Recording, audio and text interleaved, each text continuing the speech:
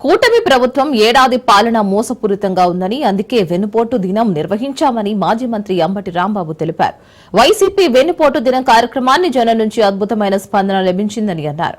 వెన్నుపోటు దిన కార్యక్రమం అడ్డుకునేందుకు పోలీసులతో ప్రయత్నించారని, ఏడాదిగా వైసీపీ నాయకులు కార్యకర్తలపై వందలాది తప్పుడు కేసులు పెట్టి వేధించారని ఆరోపించారు.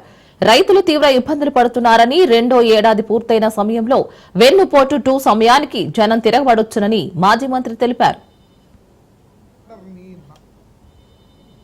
భయపెట్టాలని, చిందర వందర చేయాలని అనేకమైన కుట్రలు కుతంత్రాలు చేశారు.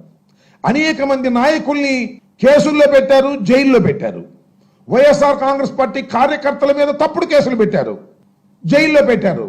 బెయిల్ రాకోకుండా నివారించేటటువంటి కార్యక్రమాలు చేశారు. సోషల్ మీడియా యాక్టివిస్టుల్ని లోపల పెట్టారు, కొన్ని చోట్లయితే తెనాల్లో కొట్టినట్టుగా కొట్టారు.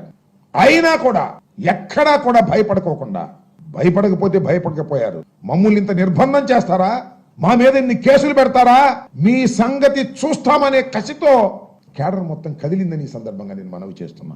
ఈ దుర్మార్గమైన పాలన అంతం కావాలి, అవసరమైతే ఇవ్వాలి, అంతం కావాలి అనే పద్ధతుల్లో ముందుకు వచ్చారు. ప్రజాస్వామ్యంలో వాళ్ళకి ఇంకా 4 సంవత్సరాలు ఉంది కదా.